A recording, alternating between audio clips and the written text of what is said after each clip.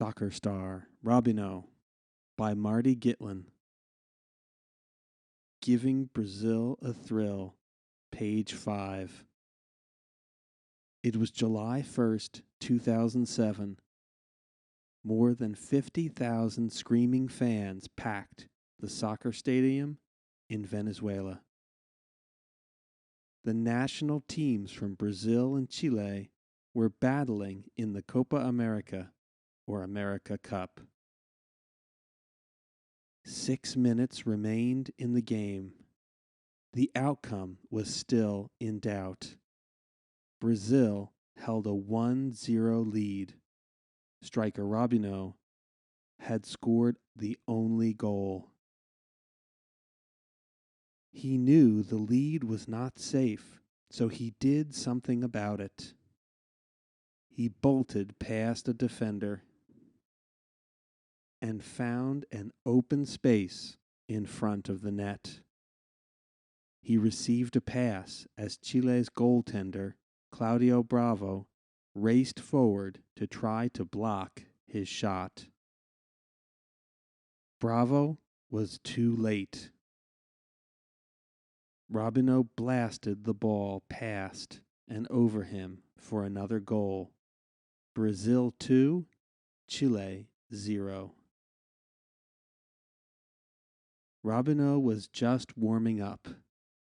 It was time to clinch the victory. A minute later, he tricked one defender by sliding the ball past him. He used his amazing skill to secure it from another Chilean player. He centered it in front of the net and booted it past the diving Bravo. Soon the game was over. Robinho had scored every goal in a 3-0 win, and he stayed red hot. He played hero for Brazil again 3 days later against Ecuador. That game was scoreless early in the second half. Robinho sprang into action. He prepared for a penalty kick that could give his team the lead. He stared at Ecuador goalkeeper Marcelo Elizaga. He rushed forward and blasted the ball. Elizaga dove to his left, but Robinho had placed his kick perfectly. The ball zoomed into the corner of the net. The Brazilian fans screamed with delight. They roared even louder as their team completed the 1-0 victory. If the Chilean players thought Robinho was done tormenting them, they were wrong. They had the bad luck of playing Brazil in the next round of the Copa America. The 23-year-old superstar was again on top of his game.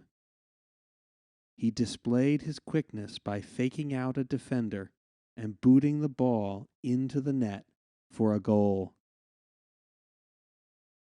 He was overcome with joy, so he broke into a dance of celebration. He was showing the sense of fun he had always had playing this sport. He later scored again in an easy 6-1 win. Robinho was the star of the event. He had scored 6 goals in just 4 games, including all 4 that Brazil tallied in the first round. He was trying to break the tournament record of 8. The mark, set in 1959 by Brazil's legendary Pelé, was important. Soccer fans in that country saw Robinho as their next great superstar. He was going to be the new Pelé. The 23-year-old did not tie or break the record, but he did help Brazil win its 4th title in the last 5 Copa Americas. Most believed his team would lose to Argentina in the championship match. After all, top players Ronaldinho and Kaká were injured and out of action. Argentina had won all 5 of its matches by a combined score of 16-3. But when the ball had stopped bouncing, Brazil had a 3-0 victory. The team had the 8th America Cup crown in its rich soccer history. It would not have been possible without Robinho. He had provided badly needed offense when none of his teammates were scoring. The exciting striker had dominated the first 2 rounds. He had won the Golden Boot Award as the top scorer of the event, and it was no surprise when he was honored as its best player. Robinho led the 2007 Copa America in goals scored, but he had also proven himself as much more than a scorer. Some who watched his wizardry with the ball believed he was the most talented dribbler in the sport. He showed off his skills as a passer. He displayed his all-around play. His performance opened the eyes of fans, teammates, and opponents. Some believed that Robinho was now the best player in the world. But when it was over, he did not speak about himself. He talked instead about what his team had achieved. He was proud that Brazil had overcome poor play to win the title. This was a group that worked and fought loads and knew that we had to get better, he said. We achieved our objective. He had problems since the beginning. We knew it was going to be difficult, but we achieved our objective. Robinho had been working to achieve his objectives for a long time. He had been dubbed the next Pelé many years before, leading Brazil to the 2007 Copa America title. Chapter 2: Poor Child, Rich Talent. There was a reason Robinho spent his child kicking soccer balls or flying a paper kite. Those activities cost little money. His parents had little money. They could not afford to buy their child a bicycle or other fun toys. Robinho was born Robson de Souza on January 25, 1984. He was raised in the poor Parque Bitaru section of São Vicente, Brazil. He was a tiny child living in a tiny home. His father, Gilvan, who toiled as a sewer worker, slept in the same room as wife Marina and their son. They were not alone in their money misery. Nearly half of all Brazilians are very poor. About 40% earn less than $46 a month. For millions of children from that country, soccer is the only legal escape. Many others turn to crime. The boy, nicknamed Robinho because of his slight build, was not one of them. He spent most of his time dribbling a soccer ball on the street. He ate very little. His diet consisted mostly of rice and eggs. But his dedication soon paid off. He had developed a special talent by the age of 6. His skills were already far better than those of his friends. but some believed his size would prevent him from beating bigger, stronger players. When I was younger, they used to tell me that I'm too thin and it would be hard for me to compete, Robinho said. But I've never had any difficulty playing offense, dribbling. I think soccer players are becoming bigger overall, but I think strength will never beat intelligence. If you're smart, the defense will not stop you. He was convinced at age 6 to join Bayramar. The soccer club trains teams for local junior leagues. Robinho did not play at the same level with others his age. He helped his team win a championship in his first season. Robinho gained ability and dribbling skills through futsal, a form of soccer played on a basketball court. It is a much faster sport than soccer, which is played on large fields. It requires speed and quickness. Robinho showed more talent as a dribbler than his teammates and opponents. Bayramar coordinator Adroaldo Ricardo recalled the first time he watched Robinho perform. The first time he got the ball, we realized that he was different from the others, Ricardo said. He would make these spectacular moves.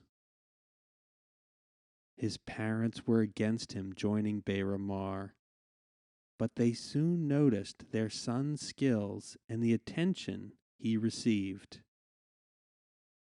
They saw in him an escape from poverty. He was so talented that Bayramar stopped charging his family its monthly fee. His parents could not afford his bus fare to the club, so a neighbor stepped in to pay it. Robinho was too young to understand, though. He was not driven by saving his family. He played for his love of the game. He enjoyed creating new moves with a soccer ball. He dreamed of becoming a star. Ricardo was not alone among those who noticed his gift for soccer. Coach Bettino Roca was impressed with his talent. He was also amazed by how much confidence Robinho had at a young age. Robinho was different from the others, Rocha said. He had no fear of his opponents. Robinho rose quickly through the ranks of youth soccer. He was moved to a higher level futsal club called Portuarios at age 9. Professional scouts started taking notice when he scored an incredible 73 goals in one season. The media coverage also brought attention. A reporter interviewed Robinho after one game in which he scored 2 goals to lead his team to victory. Soon he was invited to play on the futsal club in the bigger city of Santos. That is when fate stepped in. Pelé ran the youth program in that town. The Brazilian soccer legend took Robinho under his wing. Pelé praised the boy by comparing him to himself as a young player.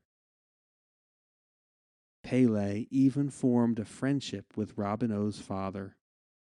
He told Gilvan that he was going to give Robinho special attention.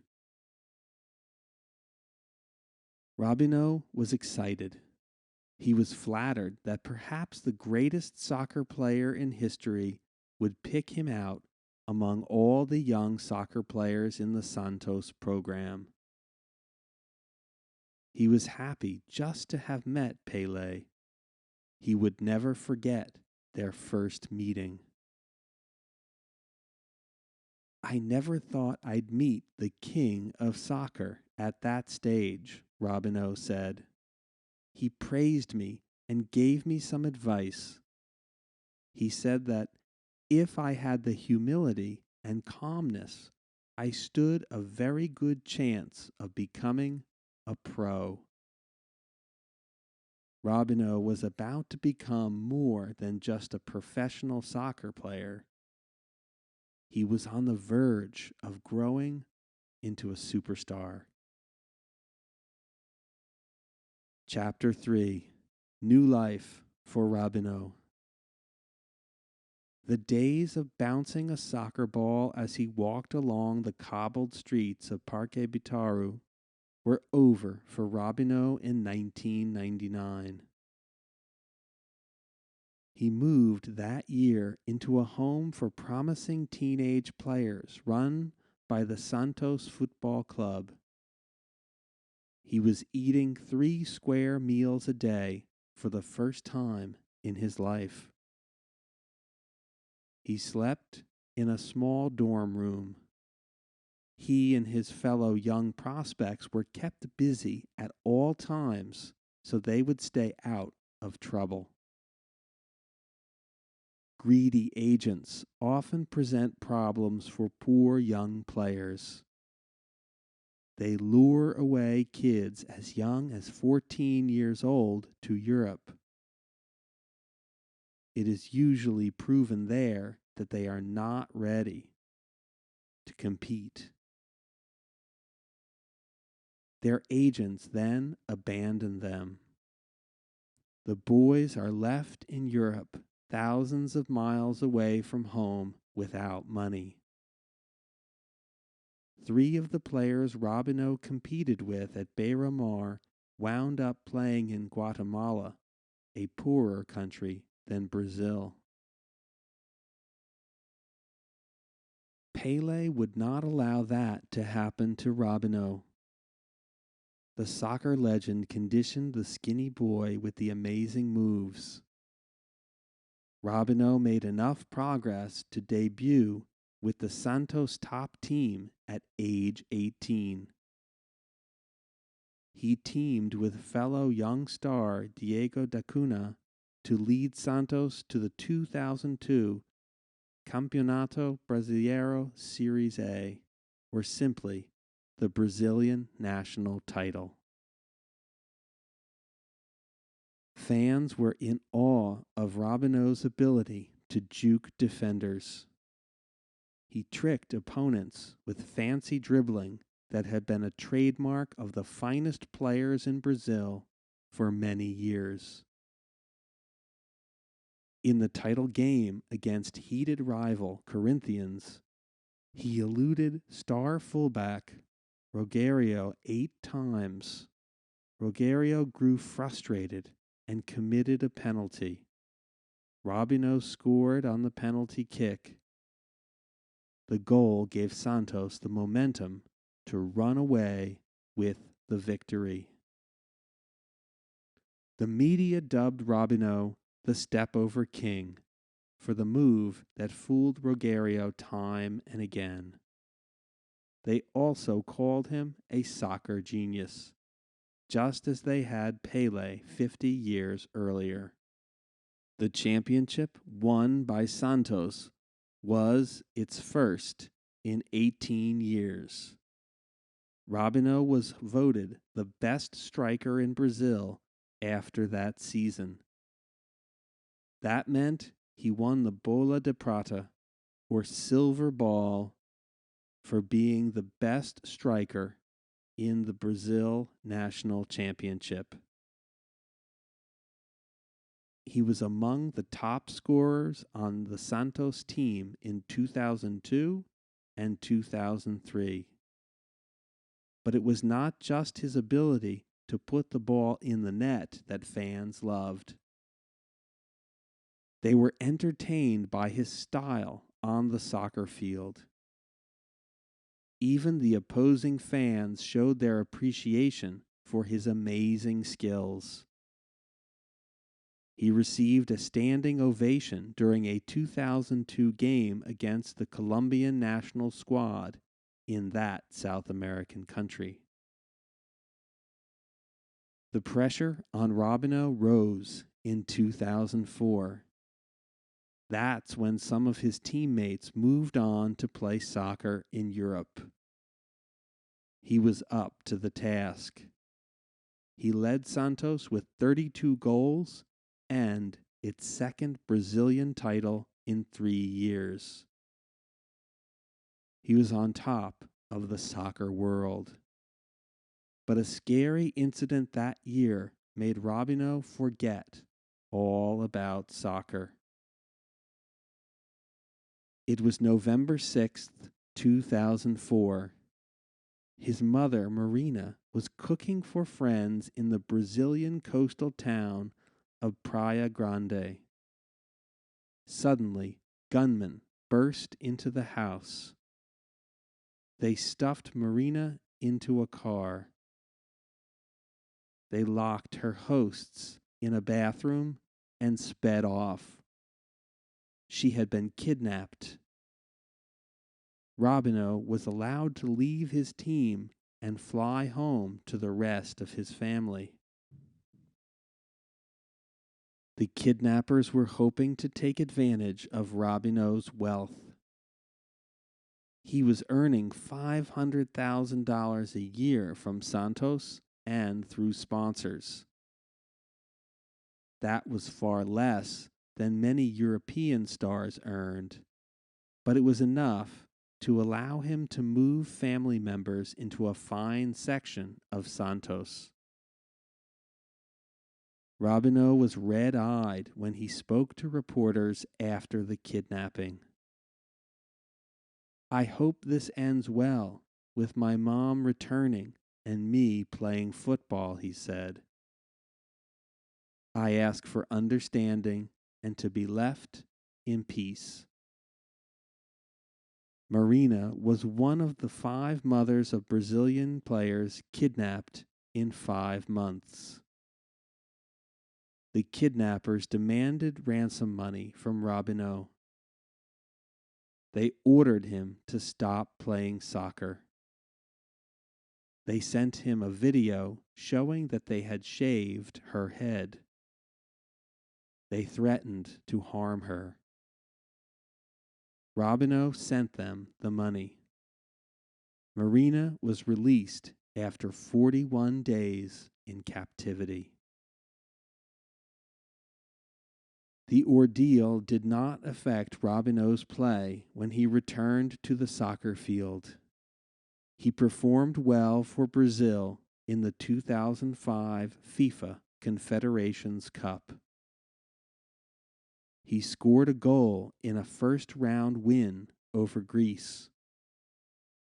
He added another in a tie against Japan. Soon he was celebrating a championship with his teammates.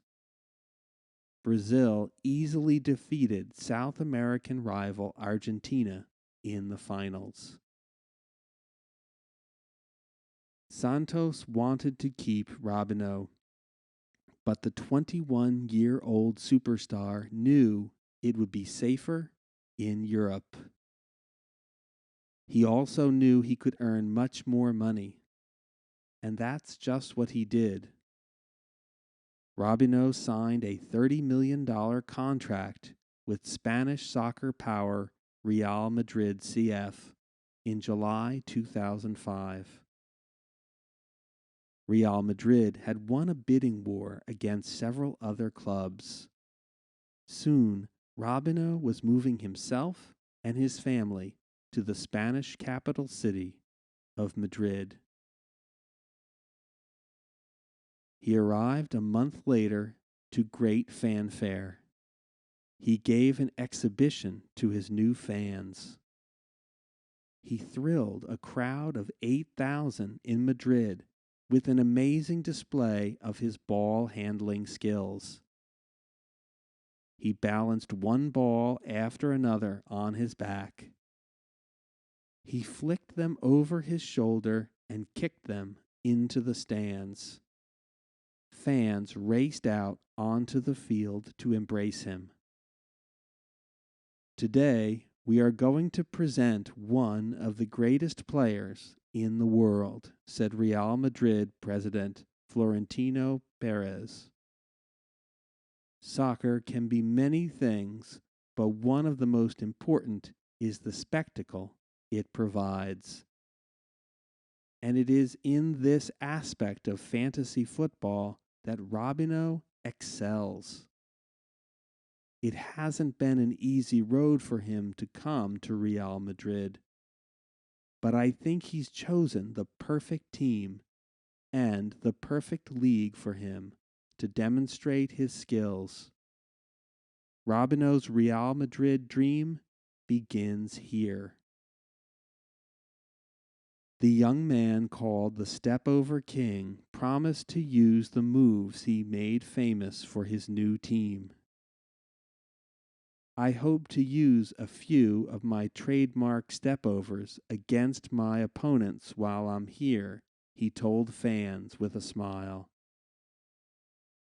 But above all, I want to help make Real Madrid a champion team and win lots of trophies. Robinho was about to make good on his promise. Chapter 4. More Goals, More Championships. Page 24. Robinho faced a new world upon arriving in Madrid in 2005. He had moved to a new country thousands of miles from home. He had grown up speaking Portuguese, but the people of Madrid spoke Spanish. He was about to compete against much better players and teams on the soccer fields of Europe. He also had to manage immense wealth for the first time in his life. Many athletes that grow up poor spend their time and money unwisely when they become rich. Some fall into bad habits, such as taking drugs or alcohol. Robinho was only far from his native Brazil in miles. Bringing his family with him to Madrid made him feel close to home. He wanted to prove that he could compete at the highest level of his sport. There was great pressure. The media was still calling him the next Pelé. He found it hard to live up to that comparison. He spoke about that after signing with Real Madrid. They compare me a lot with Pelé, he said. He played in Santos, but Pelé is unmatched. I know it's very hard to reach the level I did, but I hope to be successful. He was successful winning the hearts of soccer fans. He organized a charity match in December 2006. He returned to Santos with other Brazilian players now competing in Europe. He asked fans to bring food to be donated to hungry people in his country. The gesture showed that he had a special place in his heart for Santos. It would remain there forever. It is a great joy to return to the Santos Stadium, my second home, and to help Brazil's charities at the same time, he said. Robinho began his Real Madrid career with a bang. He scored 3 goals in his first 4 matches for his new team. But he added just 3 goals in his next 27 matches. He finished his first season with just 11 goals and 5 assists in 51 matches. He was not as successful as he hoped. He did play a big role in the success of a winning team, but he did not perform to the level many expected. They assumed he would have dominated. Robinho was named man of the match in a win over Spanish rival FC Barcelona early the next year. He tallied 2 goals and 2 assists in his first 2 matches to help Brazil qualify for the World Cup. He managed just 1 assist and no goals in the World Cup play that summer. He was left on the bench for 1 entire contest. When he returned to Real Madrid, manager Fabio Capello did not even place him on the starting team. During one 23-match stretch in early 2007, he scored just 1 goal. His career was going in the wrong direction. Robinho was too talented to stay down for long. He suddenly caught fire. He scored 3 of his team's 5 goals in 3 straight league victories. He finished the year with 5 goals in his last 12 games to help Real Madrid win the league championship. He maintained his momentum the following season. He recorded 7 goals and 6 assists in one sizzling stretch in the fall of 2007. His team won every match in which he scored during that hot streak. Robinho went on another tear in the winter with 8 goals and 4 assists in one 15-game period. His scoring explosion helped Real Madrid capture its 2nd straight league title. There was just one problem. Robinho had become unhappy with his team. His 3-year contract was nearing an end. He was upset that Real Madrid would not allow him to play for Brazil in the 2006 Summer Olympics. He also did not believe Real Madrid was working hard enough to keep him. He felt snubbed when the team declared its interest in signing Manchester United superstar Cristiano Ronaldo. Robinho would not play another match for Real Madrid. I had some good moments in Madrid, Robinho said years later. The only bad thing about my 3-year stay at the club was the way I left it. The club was trying to sign Ronaldo, and they didn't appear to care about me.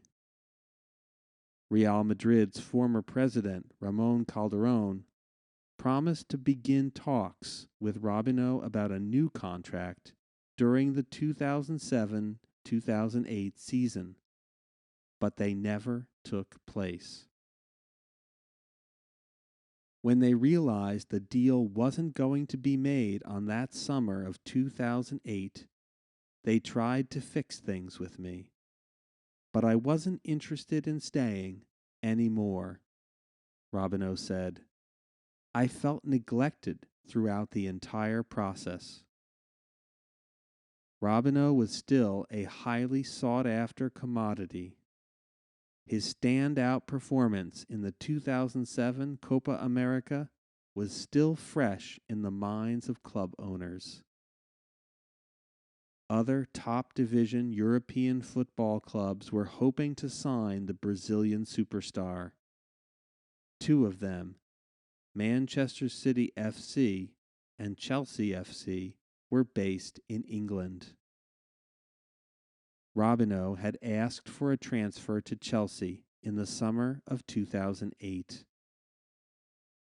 He signed instead with Manchester City. He believed that team could help him develop into a champion. He was also excited to join Brazilian friends Joe and Elano, who were playing for Manchester City. Calderon explained why he and Real Madrid coach Bernd Schuster allowed Robinho to leave for England. Calderon believed that bad advice from others was making the young star unhappy. It's a decision agreed by all the coaching staff who understand it is best for the player and for the club, he said. Schuster thought until yesterday that he could recover the player, but that has not been the case. Every time I have spoken with Robinho, he was very sad, crying, and asking to leave Spain. Real Madrid are more important than any one player. He's a great kid, but badly advised. Robinho was about to start a new chapter in his life. It was not going to be a happy one. He would soon yearn for a return to his beloved Brazil. Chapter 5. Hot and Cold Robinho, page 32. It was a late October afternoon in 2008. More than 44,000 fans braved the cold, rainy weather to watch their favorite team play at City of Manchester Stadium. Robinho put on a show they would never forget. He had started his stint with Manchester City red hot. He had tallied 6 goals and 3 assists in the 11 games. But he was on fire against Stoke City on that chilly day. He secured a pass off the head of teammate Ched Evans and booted it into the net for his first goal. He separated from a defender and blasted the ball past the goaltender for a second goal. Soon the goaltender was diving in vain as Robinho kicked the ball past him again. Robinho sprinted down the field in celebration. He had scored all 3 goals in a 3-0 victory. Manchester City manager Mark Hughes was glowing in his praise of his new star. Robinho was excellent today, he said. It wasn't just his goals that impressed me, it was his soccer intelligence. He always knew where his teammates were and knew how to hurt the opposition. Great players know what angles to attack from and what to do to have maximum impact. His awareness of players around him showed his quality. He is key to what we are doing here, and maybe he hasn't felt that before. He has responded in the right way. The crowd adores him, and everybody here loves him. Robinho gave them a reason to keep loving him for the next 2 months. He scored 6 more goals in the next 11 games. He recorded 2 goals and an assist in a 5-1 win over Hull City. But when 2009 rolled around, he became as cold as the winter weather. Robinho did not score a goal in the next 19 games. He did tally a goal in 3 straight matches at the end of the season. Manchester City finished the year with a poor 15-18 record in Premier League play. Some blamed Robinho. Others felt the team would have been much worse without him. After all, his 14 goals ranked 4th in the league. The next year started well. He scored 6 goals for Brazil in World Cup qualifying and in the Confederations Cup. But his return to Manchester City was a disaster. He was out for weeks with an ankle injury. He did not earn the respect of new manager Roberto Mancini. He sat on the bench for entire matches. He did not start any games. He scored just 1 goal. His personal life was faring better. Robinho married child sweetheart Vivian Guglielmetti in July 2009. The couple had been dating for 12 years and had a 19-month-old son named Robson Jr. Their best man in the wedding was Marcelo Teixeira. That is who signed him to his first contract with Santos, which is where Robinho wanted to return. He was unhappy in England. Manchester City granted his request. He showed his joy with great performances on the field. His return to Brazil in February 2010 was marked by an amazing scoring display. He scored 5 goals in his first 6 matches, all of which Santos won. The team also won 5 of the next 6 matches in which Robinho scored. He played so well that he was named to the 2010 Brazil World Cup team. Robinho did not let his country down. He tallied 2 goals and an assist in 4 games. He scored his team's only goal in a 2-1 loss to the Netherlands that knocked Brazil out of the event. But he could not stay in his home country. He was only on loan from Manchester City. The club could not make a deal to keep him with Santos.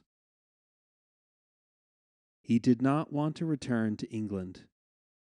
He had decided that he yearned to play in Italy.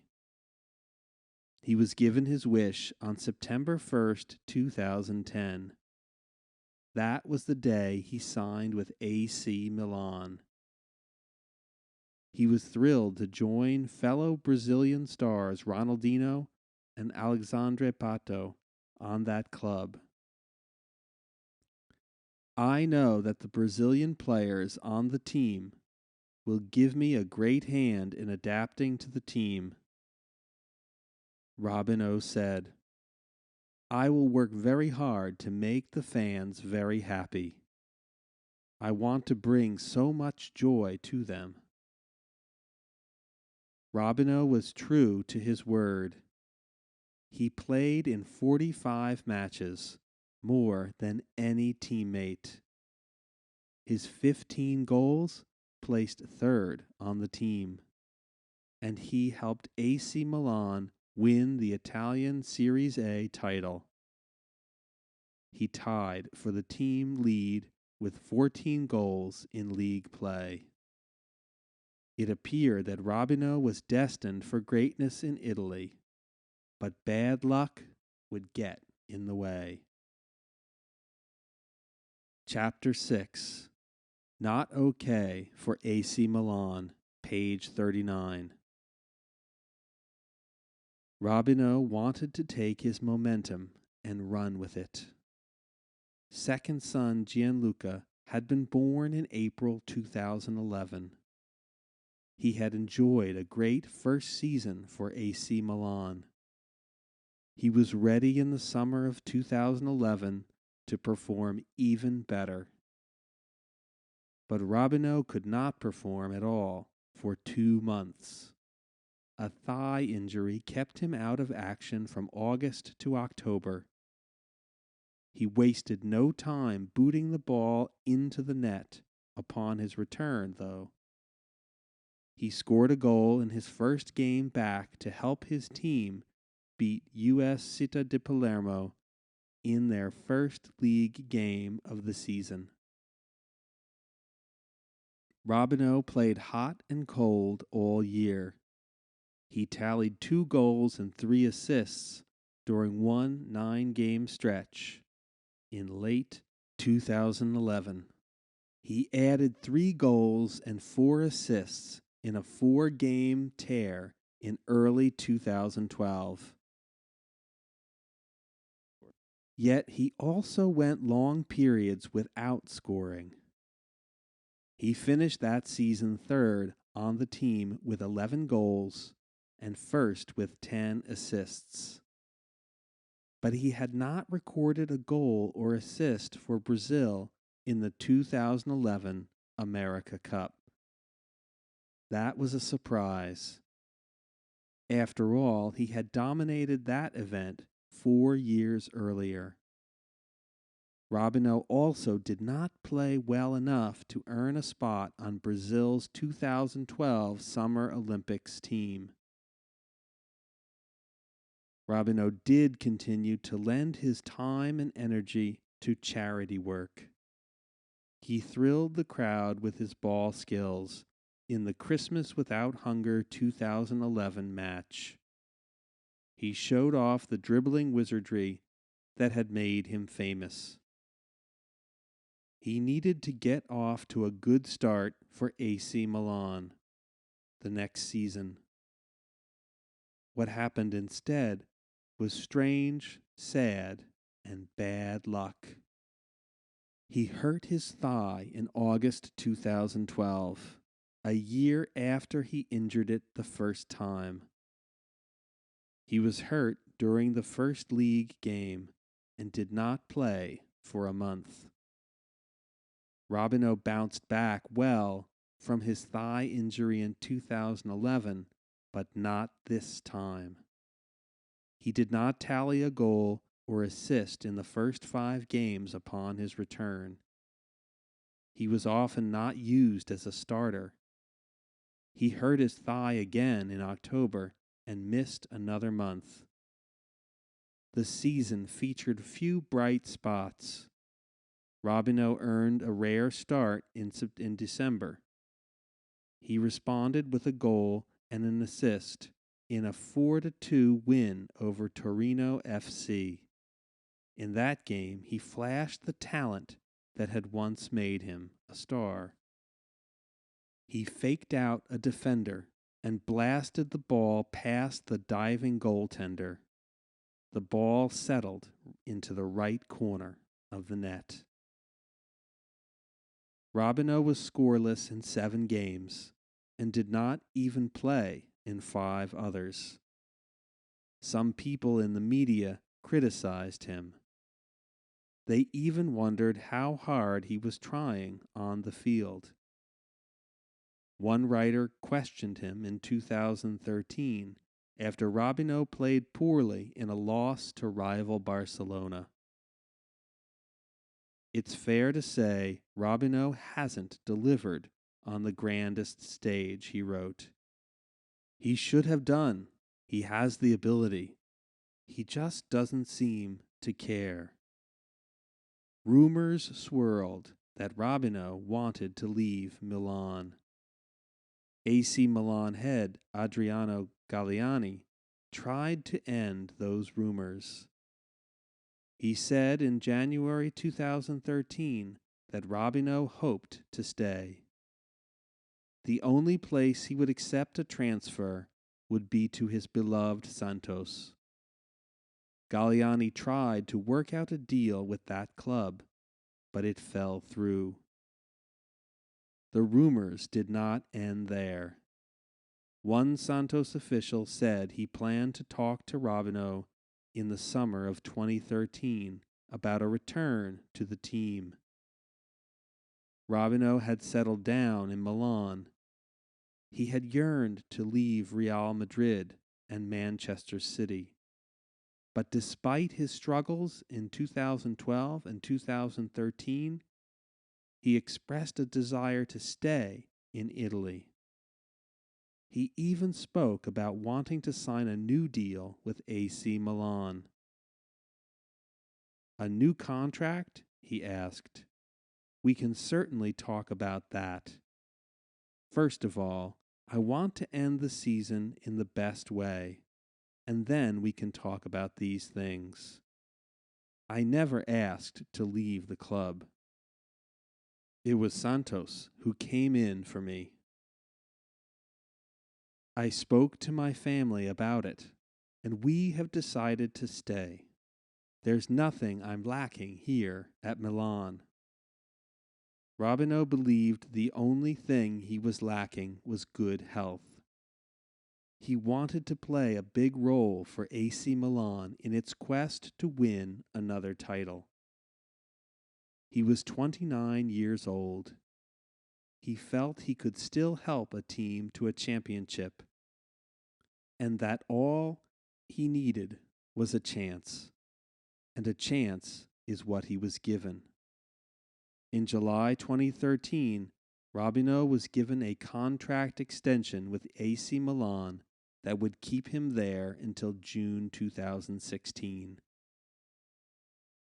Age and injuries had taken away some of the skills that once had him being compared to the great Pelé. But pride would not allow Robinho to give up. And even if he never returned to the form that made him great, there would be wonderful memories. Millions of soccer fans would always remember the amazing moves that made him special. The end.